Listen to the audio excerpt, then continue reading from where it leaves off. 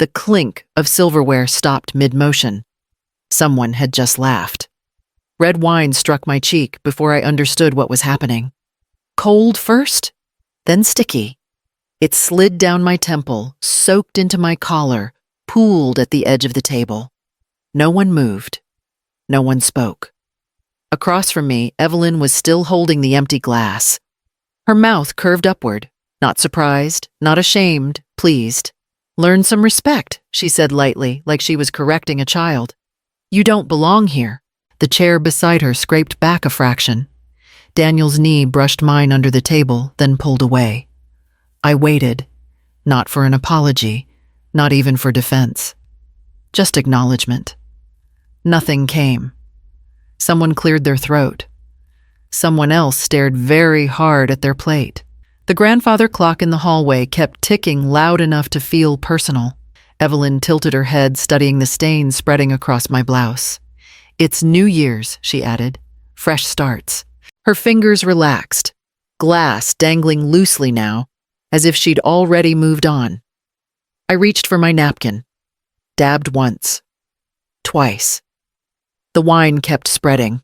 Mom Daniel murmured low and tight, "Please, let's not do this." That was the moment something shifted. Not loudly, not dramatically, just enough. I pushed my chair back and stood.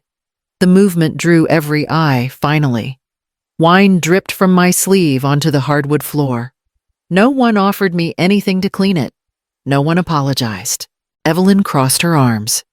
"You're being dramatic." I opened my purse. My hands were steady. I scrolled past names I hadn't called in years. Daniel's voice followed me thin now. "What are you doing?" I pressed the phone to my ear. The line connected on the second ring. "It's Marianne Caldwell," I said. One breath. "We're activating the instructions. Effective immediately." Silence answered from the other end. Not confusion. Understanding. I ended the call and slipped the phone back into my purse. The room felt smaller, the air heavier. Evelyn's smile faltered, just slightly. Daniel opened his mouth, then closed it again. I picked up my coat. No one tried to stop me. I waited for Daniel to look at me. He didn't. His gaze stayed fixed somewhere between the table edge and the floor. Jaw tight, shoulders slightly hunched, like a boy hoping trouble would pass if he stayed still enough. "Mom," he muttered, barely moving his lips. "Please, let's not make this worse." The words landed harder than the wine. Across the table, Evelyn exhaled through her nose, satisfied. Not triumphant, certain. She leaned back in her chair as if the outcome had already been decided. Someone reached for their glass.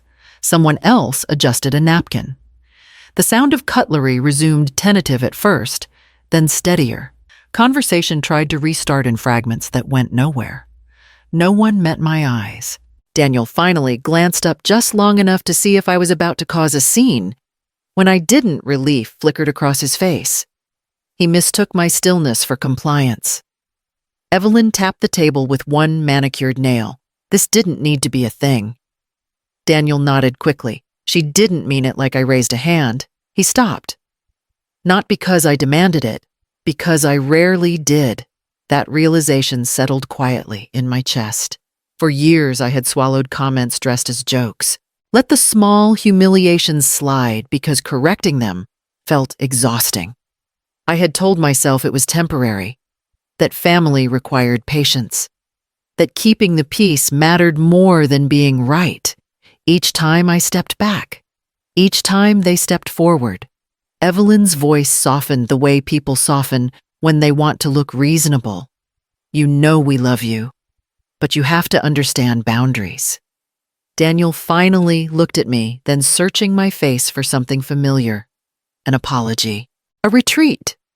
The version of me who always absorbed the blow and moved on. What he found instead made him uneasy. I felt it in the way his foot shifted, in the way his hands clasped together too tightly. The wine on my sleeve had dried. The stain remained. I didn't wipe it away. I stood there silent, taking inventory, not of the room, of myself. of how long this had been allowed, of how easily my absence would be accepted if I chose it. No one spoke again. And in that quiet, something finished breaking. They had always spoken about me as if I were furniture, useful once, quiet now. Something that belonged to the room, but not the conversation. That version of me was convenient. Years earlier, long before Evelyn learned how to smile without warmth, I had been introduced very differently. Boardrooms, contracts slid across polished tables, men who paused before interrupting, voices that lowered when I spoke not out of courtesy but calculation. After Daniel's father died, those rooms disappeared from my calendar. I stepped back without announcing it. No speeches, no bitterness. My son needed stability more than I needed applause. You don't have to give everything up, a colleague had warned me at the time. I'm not, I told him. I'm reorganizing. That was the word I used. Not sacrifice, not retreat. I rearranged things quietly. Titles shifted. Responsibilities transferred. Documents were signed in conference rooms that didn't make headlines. Long-term structures designed to outlast moods, marriages, and bad decisions. Everything legal. Everything deliberate. Daniel never asked for details. He only needed to know that the lights stayed on, the tuition cleared, the emergencies were handled before they became emergencies. Over time, he stopped noticing the source. Evelyn noticed me differently. From the beginning, she spoke slower around me, louder than necessary, as if volume could replace relevance. You must get bored, she once said, smiling across a brunch table. All that free time. I smiled back. Let her keep that version. Obsolete was safer than threatening. At the dinner table that night, she had laughed because she believed the story she'd told herself, that I was a woman who had already given everything she had, that whatever I once controlled had slipped quietly into the past. She had mistaken restraint for erosion. Even Daniel had absorbed it. The way he explained things to me that I already understood. The way he apologized for me. Before I spoke, I listened. I learned. I let the assumptions settle. Because the truth was simple, and it hadn't changed just because I stopped reminding people of it. Some things once set in motion don't need defending. They only need time. It happened earlier in the evening before the wine, before the laughter sharpened. The conversation had drifted to the house as it always did. Evelyn loved that topic. She spoke about it the way people speak about proof. We finally finished the renovations, she announced, fingers circling the rim of her glass. It feels good to own something outright. I hadn't meant to interrupt. The words slipped out the way facts sometimes do when they're left alone too long. The back addition was permitted correctly this time, I said. That was always the tricky part with that property. The table stilled. Evelyn's smile froze just for a second. This time, Daniel turned toward me. What do you mean? I shrugged lightly. The original plans had limitations. It's why the structure had to stay under a certain square footage when it was first transferred. Evelyn's eyes flicked around the table. Her sister-in-law raised an eyebrow. Someone leaned forward. Transferred. Evelyn set her glass down too hard. That's not relevant. Daniel looked between us. Mom, did you handle something with the house? I handled many things, I said evenly. Back then. Evelyn laughed, quick and sharp. You make it sound like it was yours. I met her gaze. I make it sound like paperwork matters. That was when her breathing changed. Shorter, shallower. The performance slipped. She leaned closer, voice low. Everything we have is ours. I didn't argue. I didn't correct her. I let the silence do the work. Around us, curiosity stirred. A cousin shifted in his seat. Someone asked about dessert. No one was listening to that anymore. Evelyn's fingers tightened around her glass. The story she had been telling herself had cracked, and she knew it. Not because I challenged her. Because I didn't. By the time the wine flew, her smile was already gone. What replaced it wasn't anger. It was fear dressed up as authority. I saw it clearly then. The glass wasn't a weapon. It was a reflex. And as the red spread across my blouse, I understood exactly what she had been protecting. I did not raise my voice. I didn't need to. Evelyn watched me as if waiting for a threat, something loud she could dismiss. Daniel hovered at my side, hands half raised, already preparing to smooth things over. "Mom, let's just sit down," he said. "We can talk about this." I adjusted my coat instead. The phone was still warm in my palm. I hadn't looked at it since ending the call, but I felt the weight of what had been unlocked. Years of preparation compressed into one sentence. Evelyn scoffed. "Who did you even call?" I met her eyes. "My estate attorney." Daniel stiffened. "Why would you call him now?" "Because the timing finally made sense." That drew attention. Chairs shifted. Someone inhaled sharply, then stopped. Evelyn folded her arms. "This is ridiculous. You can't just—" "I didn't just," I said quietly. "I followed instructions." Her confidence wavered. "Not gone, just less certain." Daniel lowered his voice. "What instructions?" "The ones we put in place after your father died," I replied. "The ones designed to activate if circumstances changed." Evelyn laughed too quickly. "Activate what exactly?" I didn't answer. Not because I couldn't, because I didn't have to. The silence stretched. It pressed against the edges of the room, filled with unspoken calculations. Evelyn glanced toward Daniel, then back at me, searching for the crack where she could wedge control back into place. "You're overreacting," she said. "This was a misunderstanding." I nodded once. "Misunderstandings don't require wine." Daniel swallowed. "Mom, what did you tell him that it was time I said, and that everything we discussed was now effective?" His face drained of color.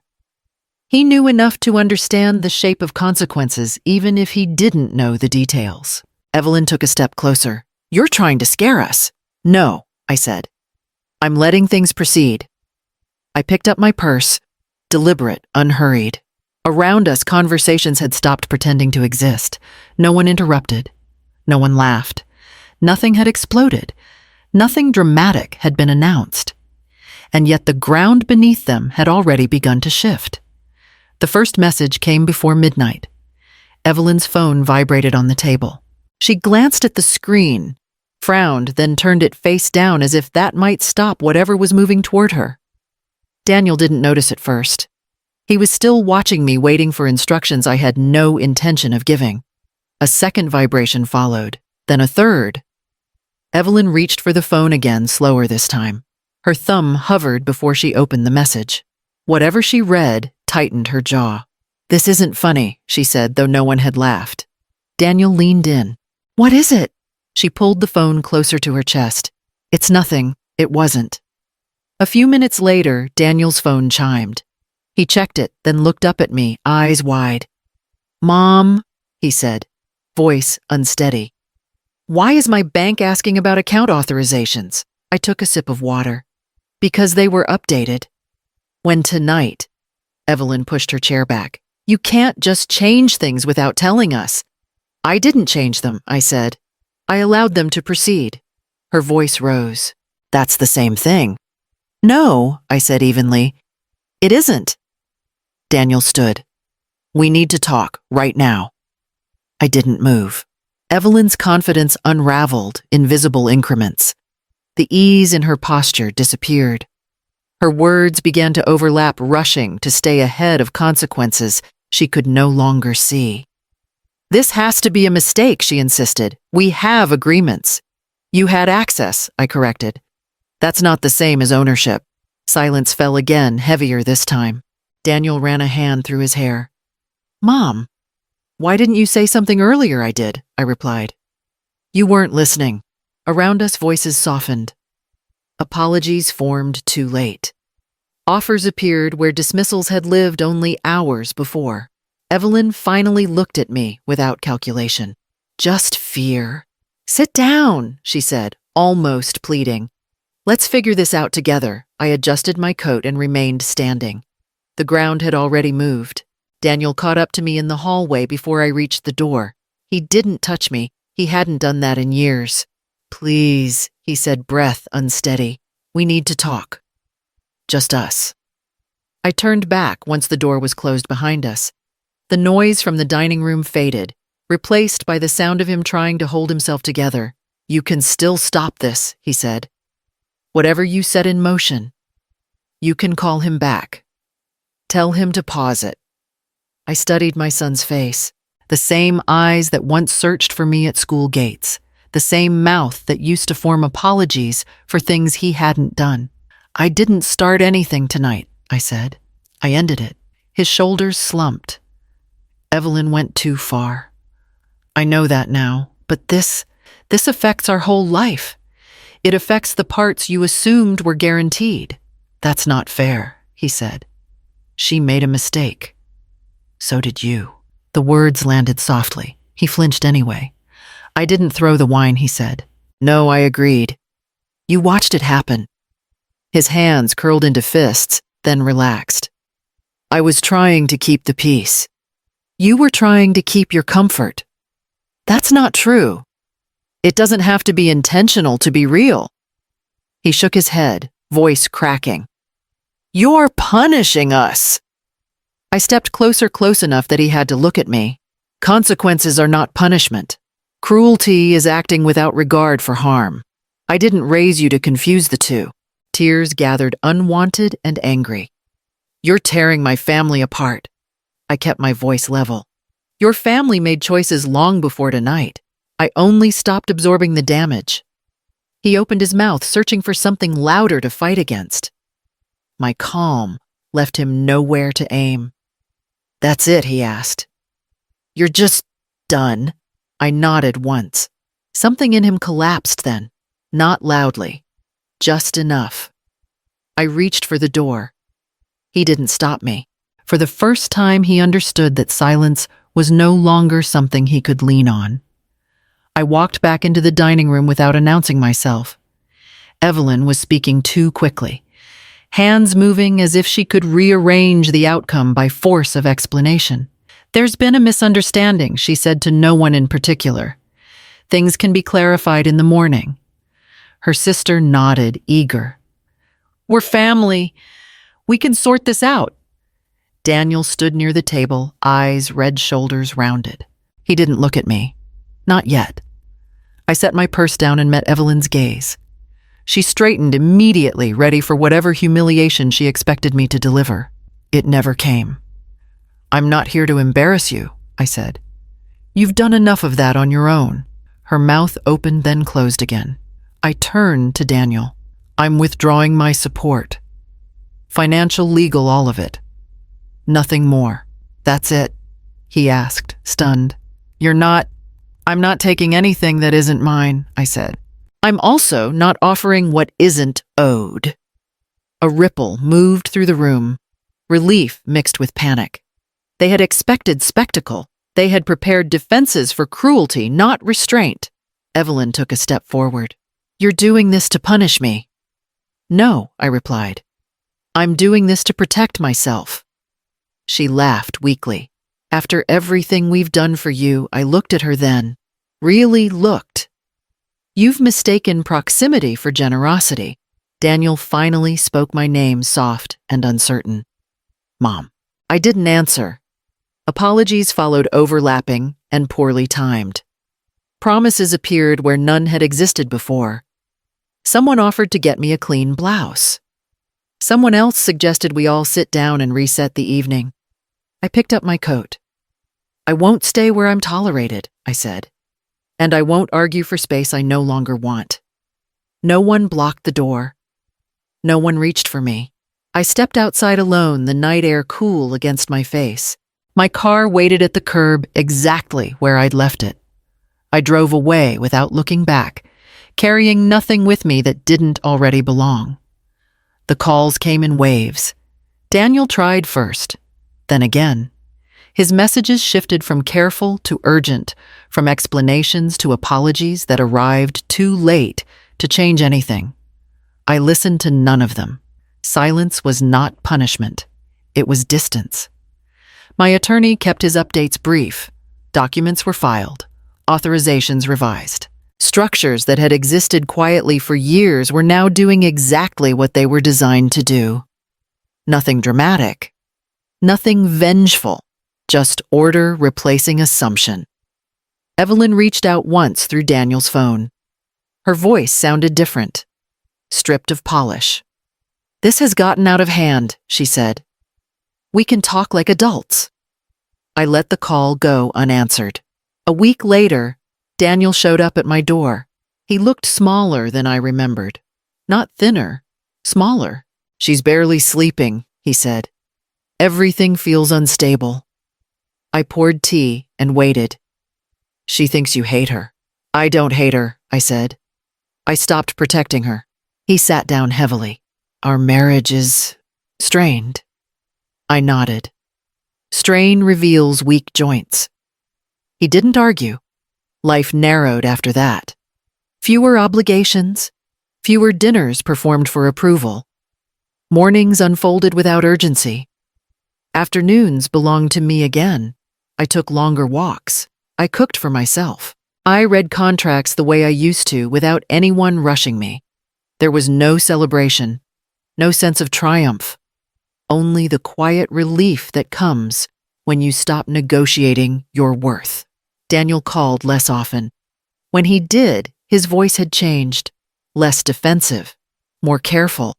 He spoke as if he were learning how to listen without planning his response. I did not offer guidance. He needed to arrive where he was going on his own. The house stayed quiet, peaceful, predictable. Some evenings I noticed the absence of tension before I noticed anything else. No anticipation of being corrected, no bracing for dismissal, just space. And in that space I felt something unfamiliar settle in. Not loss, clarity. I set the last plate on the table and stepped back, considering it. Simple. Enough. No excess, no performance. The doorbell rang once. Then again. Laughter followed, unforced, unmeasured. "Happy New Year," my neighbor Helen said, as she handed me a bottle wrapped in brown paper. "I brought what you like." I took it from her. "You remembered." "I listen," she replied, smiling. Inside, the conversation moved easily. No one watched anyone else for cues. No one waited for permission to speak. When something spilled, a hand reached for a towel without commentary. When a disagreement surfaced, it passed without leaving a mark. Halfway through the meal, Helen glanced at my sleeve. "You all right there?" I followed her gaze to a faint discoloration near the cuff. Old, barely visible. "I'm fine," I said. "It washes." She nodded and turned back to the table. Later, as the room quieted, someone raised a glass. Not to make a point, just because it felt right. I lifted mine with them and felt no need to add words. The memory of that other dinner returned briefly. The weight of the glass. The sound it made when it emptied itself on me. The expectation that I would absorb it and move on. I hadn't moved on. I had moved forward. At midnight, the clock chimed. No one looked at me to see how I would react. No one waited for me to smooth anything over. After the guests left, I cleared the table alone. Not out of habit, out of preference. I changed into something comfortable and sat down with the quiet. It didn't ask me to explain myself. It didn't demand proof. It simply held. I slept that night without rehearsing conversations, without revisiting old scenes, without apologizing to anyone who hadn't earned it. In the morning, the house would look the same. My life would continue steady and intact, and that was enough.